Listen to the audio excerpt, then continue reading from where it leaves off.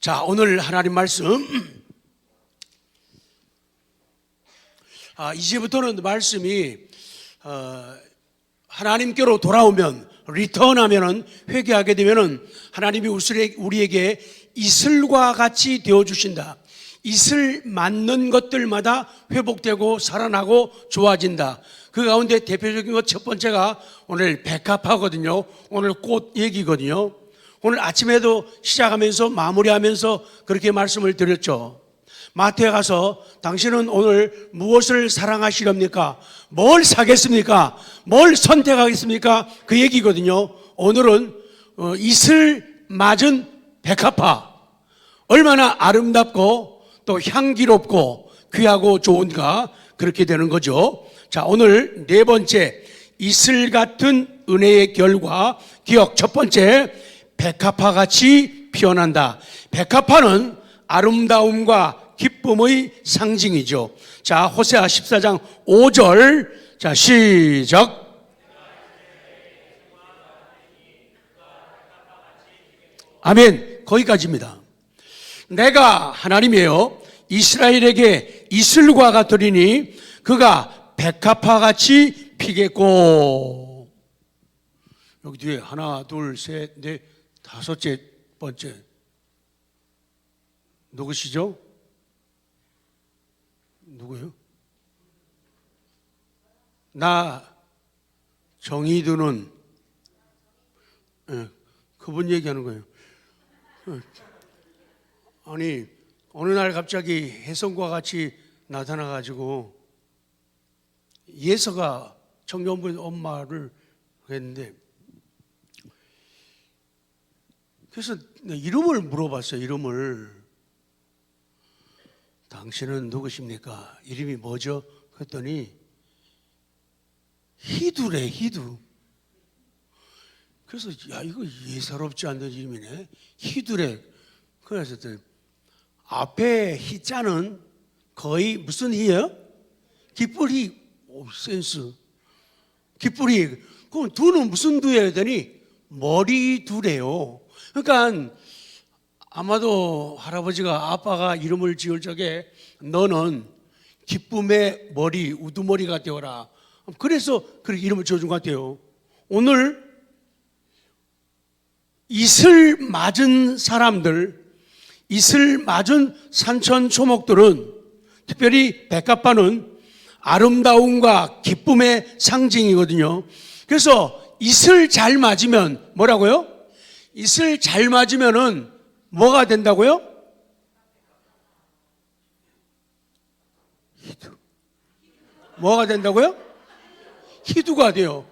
기쁨의 머리, 기쁨의 일인자가 된단 말이죠. 근데 희두가 되는데 정말이에요. 그때는 앞에 뭐가 붙어요?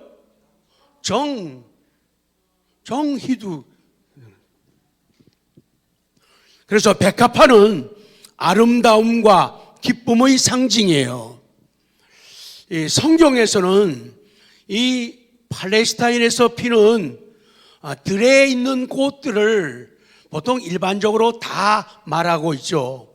그래서 우리 보통 할 때는 백합화가 나중에 보면은 중국식 번역 때문에 백합화로 번역되는데, 흔히 많이 번역되기는 나리죠. 나리꽃. 나리. 그래서 이 나리로도 많이 불려지고, 성경에서 그냥 들의 꽃이라도 되고, 또 그런 거 있어요. 아네모네라고 하는 꽃이 있어요. 자꾸 참 이뻐요. 그리고 수선화라고도 나오는데, 대체적으로 꼭 한 가지 꽃만이 아니라 들에서 피어나는 이 하늘의 이슬을 맞고 순식간에 갑자기 빨리 많이 피어나는 들꽃들을 말할 때 보통 수선화, 아네모네 혹은 들의꽃, 샤론의 꽃, 이런 명칭으로 많이들 불려지고 있거든요. 쭉 내려가겠습니다. 백합화는 기쁨의 상징이라고 말씀드렸죠. 이사야 35장 1절. 자, 시작. 광야와 메마른 땅이 기뻐하며 사막이 백합화같이 피어 즐거워하며 그래요. 광야가 메마른 땅이 그 앞에 뭐를 맞아요? 이슬을 맞죠. 회복이 되죠. 그리고 기뻐합니다. 그리고 사막에 백합화같이 피어나고 즐거워하고 2절 시작. 무성하게 피어 노래로 즐거워하며 레바논의 영광과 갈멜과 샤론의 아름다움을 얻을 것이라. 그것들이 여호와의 영광 곧 우리 하나님의 아름다움을 보리로다. 아멘. 이사야 34장에서 하나님의 백성을 대적하는 원수들이 있어요. 그 원수들이 있는데 그 대적하는 원수들을 대표하는 것이 에돔이라고 하는 나라거든요. 이 에돔인데 이 에돔은 황무지로 변하고 만다는 거예요.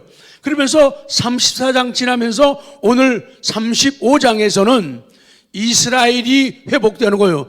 다시 강조합니다. 리턴, 돌아오는 거 굉장히 중요해요. 회복하는 것, 회개하는 것이 아주 중요해요. 그래서 35장에서는 이스라엘 백성들의 회복과 그리고 기쁨을 상징하는 그 표현으로 백합화를 언급하고 있는 거예요. 그래서 백합화가 피어난 모든 것들은 아름다운 땅, 아름다운 지역, 그래서 우리 낙원으로 묘사할 수가 있는 것이죠. 회개함으로 하나님께 돌아온 백성은 하나님과 화목한 심령은 뭐같이 피어나고 백합화같이 피어나고 그 백합화들이 군락을 이룬 지역들 그 모임은 꽃밭과 같이 된다. 그 말씀이에요. 그래서 이 백합화들이 피어나는 모든 꽃들은 그래서 여기에 말하는 백합화는 우리가 말하는 릴리 하얗고 늘씬하게 생긴 그 꽃만을 의미하는 게 아니라 다른 꽃들을 많이 포함하고 있는 그런 번역이에요. 풍부한 강우 그리고 하늘에 이슬이 내린 후에 즉시 아주 만개하는 작은 꽃들을 백합화라고 말씀하고 있어요. 아가서에서 수선화로 번역된 이 말도 이사야에서는 백합화로 똑같은 단어로 보고 번역을 했어요. 서로 다른 두 꽃을 왜 같은 꽃으로 번역했을까? 왜 같은 꽃으로 보았을까? 그 힌트는 성지 이스라엘 쪽에 피어난 그 백합화가 무엇인가에 달려있다 그 말씀이에요. 그래서 아가서에서 샤론에 수선하여 골짜기에 백합화다 이렇게 하는 것은 문자적으로 두 개의 꽃이라는 것보다도 문학적으로 들꽃을 총칭하는 그런 표현이 되는 거예요. 그래서 산지 골짜기의 백합화에서부터 해안 평야 샤론 지역 거기에서 피어나는 수선화까지 이스라엘 전 지역에 피는 들꽃들을 우리가 기억하면 되겠다. 마치 한라에서 백두까지가 한반도 전체를 의미하듯이 또한 창세기에서 여자와 남자를 하나님이 만드셨다는 표현도 모든 인류를 인생을 만드셨다라는 그런 문학적 표현으로 보면은 쉽겠다 그 말씀이에요. 그 다음에 백합화는 아름다움과 순결의 상징이죠. 아가서 2장 1절 시작. 나는 샤론에 수선하여 골짜기에 백합화로다. 그렇게 말씀해요. 2절 시작. 여자들 중에 내 사랑은 가시나무 가운데 백합화 같도다. 요 부분을 우리가 잘 기억해야 됩니다. 특별히 아가서에서는 술람미 여인, 얼굴이 검은 피부인 이 여인, 술람미 여인의 아름다움, 그리고 신부의 순결함을 말씀하고 있어요. 정말로 하얀 꽃 릴리 백합화이든 그리고 팔레스타인 전 지역에 피어나는 작은 꽃들 정말로 그 인터넷에서 꽃들을 확인해 보니까 얼마나 꽃들이 작은 게 이쁜지 몰라요. 너무너무 이뻐요. 함성이 막 질러지는 그런 모습이거든요. 백합화는 정말로 아름답습니다. 백합화가 아름다워지는 비결은, 성도들이 아름다워지는 비결은 다른 데 있는 게 아니라 돌아오는 겁니다. 돌아와서 뭘 만든 거예요? 하늘의 이슬, 영어로 헤븐스 듀. 잘 안 되죠? 코스트코 안 되는 것처럼 헤븐스 듀 잘 안 돼요. 괜찮아요. 헤븐스 듀 시작. 돌아오게 되면은 돌아온 사람들에게 하나님이 하늘의 이슬, 헤븐스 듀 같이 되어 주신다. 그렇게 말씀하는 거예요. 그래서 이 돌아온 사람들이 이슬 같은 은혜를 받으면은 심령이 밝아지고 맑아져요. 하늘의 이슬을 맞게 되면 사람이 얼굴이 펴지는데, 얼굴이 펴지는, 얼굴이 지금 펴지고 있습니다. 실제 상황입니다. 얼굴이 펴지고 있어요. 마음이 펴지면은 얼굴이 펴져요. 마음이 펴진다는 것은 은혜를 받았다는 얘기죠. 은혜를 받았다는 얘기는 하늘의 이슬, 헤븐스 듀가 임했다는 거예요. 재미없는 사람이 재미있는 사람이 되는 거예요. 약한 사람들이 강해지는 거예요. 소망 없는 사람이 소망을 가지게 되는 거예요. 심령이 밝고 맑아지는 거예요. 얼굴이 아름다워집니다. 예, 지금 그 얼굴입니다. 지금 그 미소, 자, 그 미소 갖고 상당하니까 옆에 분 하나, 둘, 셋 한번 보는 거예요. 하나, 둘, 셋. 예, 그 얼굴입니다. 예, 그 얼굴을 잘 유지하는 거예요.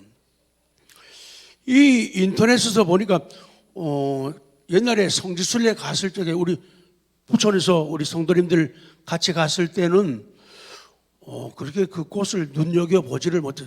장로님 기억하십니까? 이 꽃들. 예. 우리가 갔을 때는 그 꽃이 없었나요? 있을 때 가야 되는 건데. 사막만. 근데 사막에도 꽃이 피는데.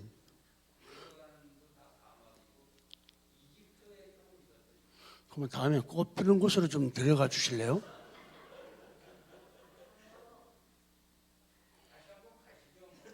네. 잘 기억해 두십시오. 마지막 우리 수학여행. 이 나리꽃이라고도 하고 수소나라고도 하고 아네모네라고도 하고 여러 가지로 불려지는 꽃들이 많은데, 그런 꽃들의 총칭을 말하는데, 이 지중해 연안에 붉은색, 희색, 분홍색, 자주색, 노란색까지 써놨네. 노란색, 이런 꽃들이 피어나는데 정말로 환상적이라는 거예요. 그래서 돌아온 사람들, 이슬을 맞은 사람들이 심령이 밝아지고 맑아지고 얼굴이 아름다워져서 백합화처럼 되는 거예요.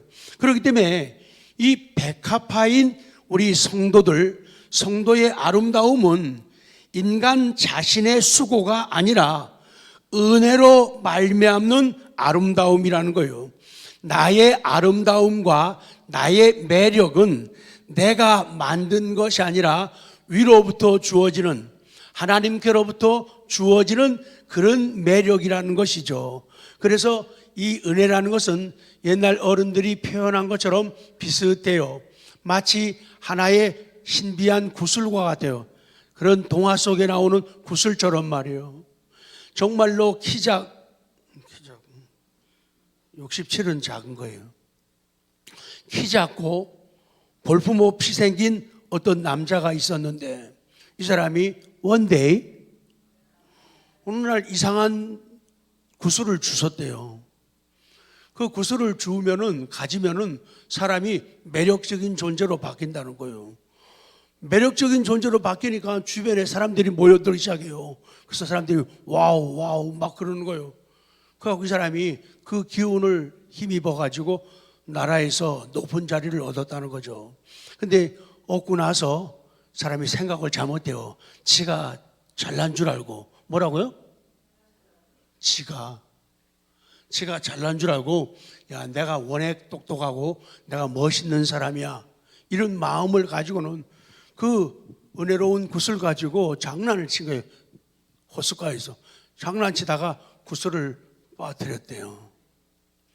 그때부터 잃어버리고 나니까 자기에게 있던 부귀영화가 다 없어지더라는 거예요. 마치 하나님의 은혜는, 하나님의 긍휼이 여기심은 그런 신비한 구슬과도 같아요.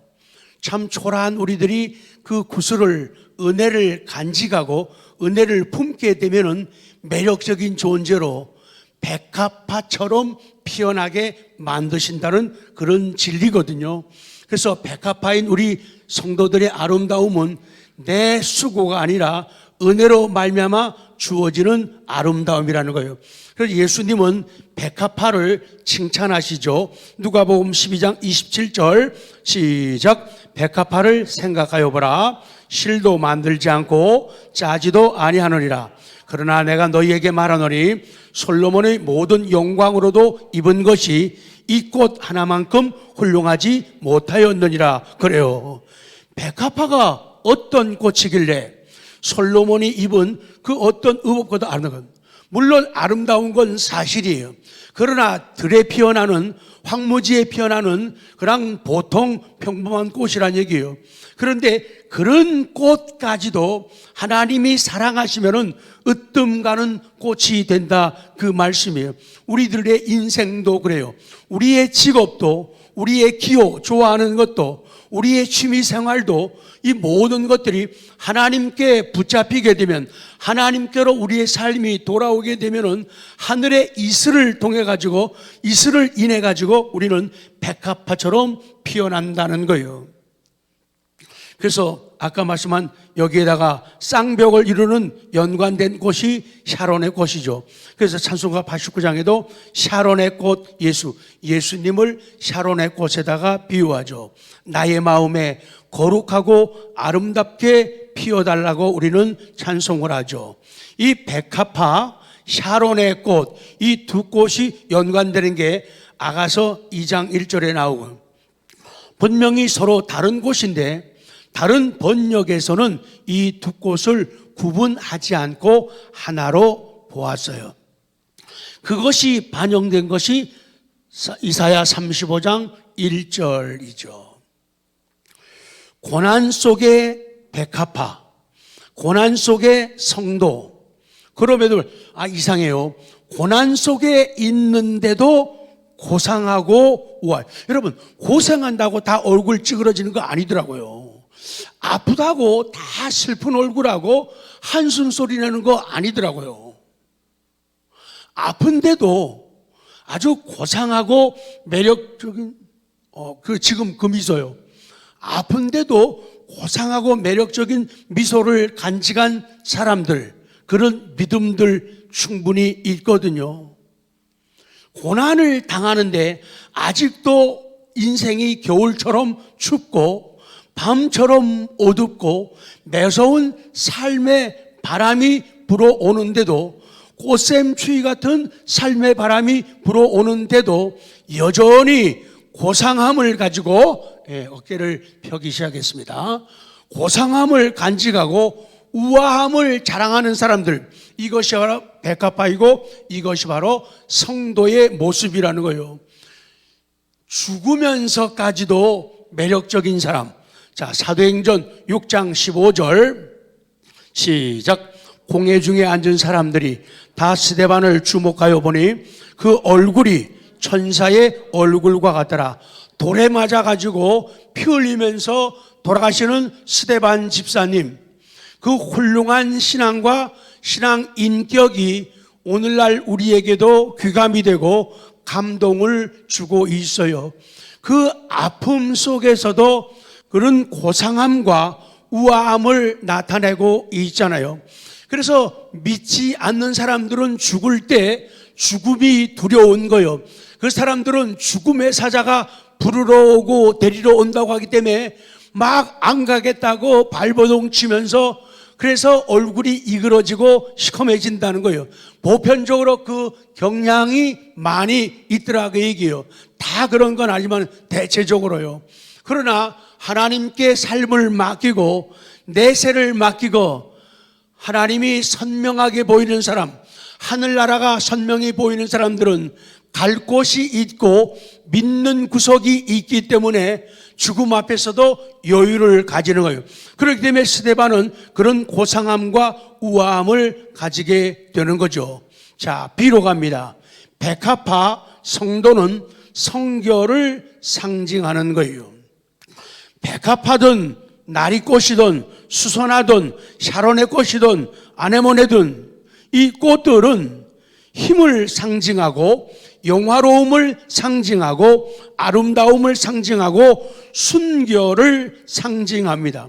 하나님, 사람들이 나를 볼 때 꽃으로 보게 해 주십시오. 아멘. 백합화로 보게 해 주세요. 그 볼 때마다 나를 보면서 사람들이 힘을 보는 거예요. 나를 보면서 영화로움을 보고, 나를 보면서 아름다움을 보고, 나를 보면서 순결함을 본다는 거예요.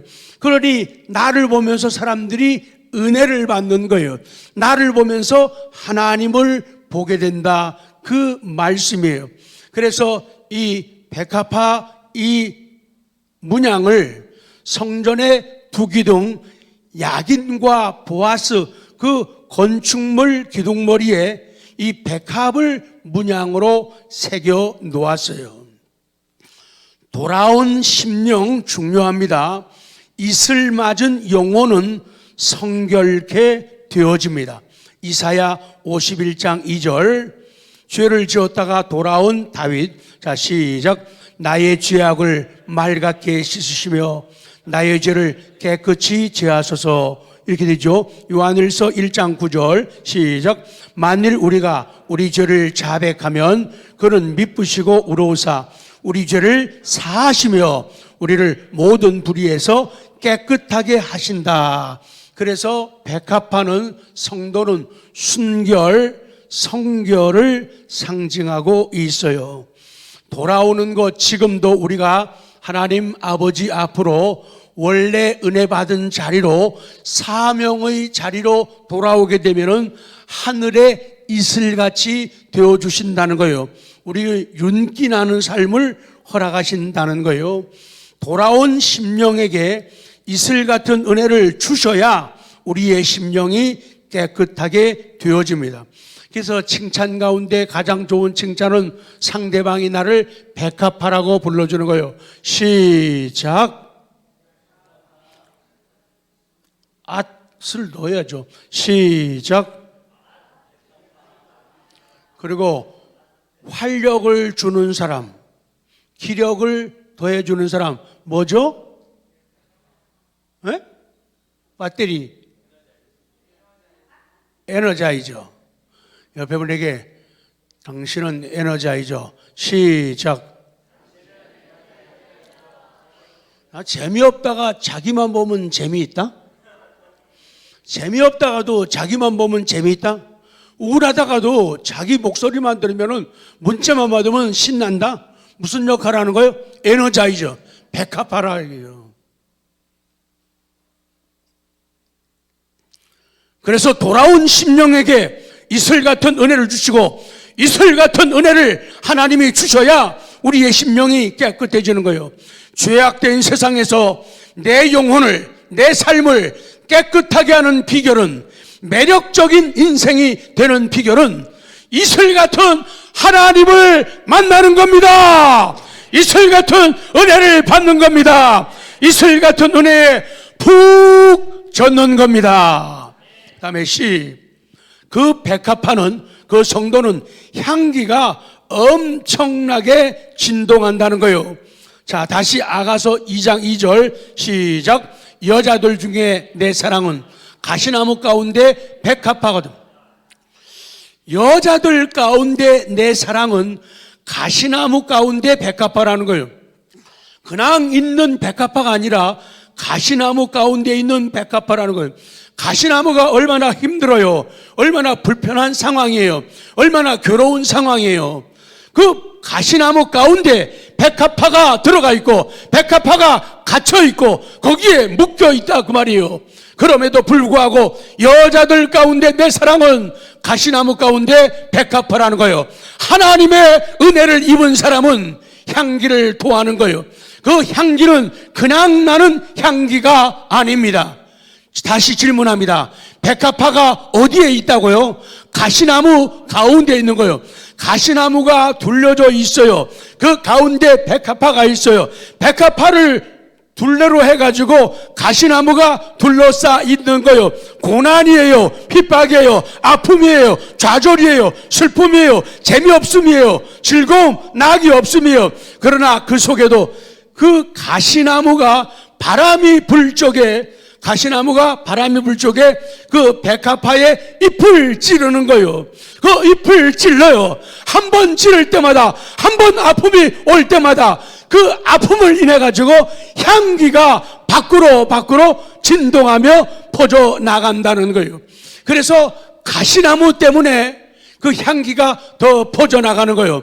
가시나무가 아니면은 더 멀리 퍼져 나갈 수가 없는 것이죠. 가시나무 가운데 있는 백합화는 바람이 불 때마다 그 연한잎이 가시에 찔려요. 그 연한잎이 가시에 찔려요. 그러면서 나는 향기라는 거예요. 우리 아플 적에, 힘들 적에, 어려울 적에 그 가시나무 속에서 그 가시나무를 인해 가지고 향기를 바라는 우리가 되기를 원합니다. 향기를 바라는 우리 모두가 되기를 원합니다.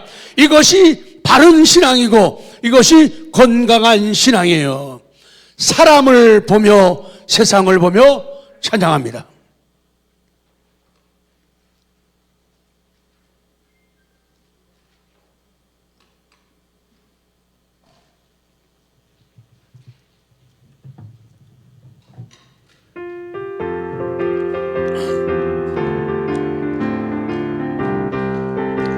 박수와 함께. 사람을 보며 세상을 볼 때 만족함이 없었네. 나의 하나님 그분을 볼 때 나는 만족하였네. 저기 빛나는 태양을 보라. 또 저기 서 있는 산을 보아라. 천지 지으신 우리 여호와 나를 사랑하시니 나의 하나님 한 분만으로 나는 만족하겠네. 사람을 보며 세상을 볼 땐 만족함이 없었네. 나의 하나님 그분을 볼 땐 나는 만족하였네. 동남풍아 불어라. 서북풍아 불어라. 가시밭에 백합화 예수 향기 날리리. 할렐루야 아멘. 가시밭에 백합화 예수 향기 날리리. 할렐루야 아멘. 할렐루야 아멘.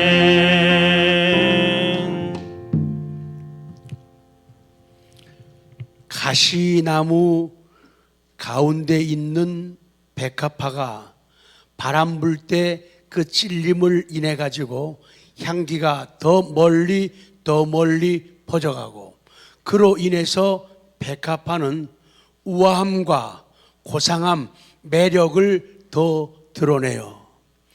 어쩌면 저렇게 잘 견딜까? 어쩌면 저렇게 태연하게 이겨나갈까? 어쩌면 저 속에서도 저런 감사가 있을까? 저 속에서 어떻게 저런 노래가 있을까? 저런 속에서 어떤 저런 춤이 있을까?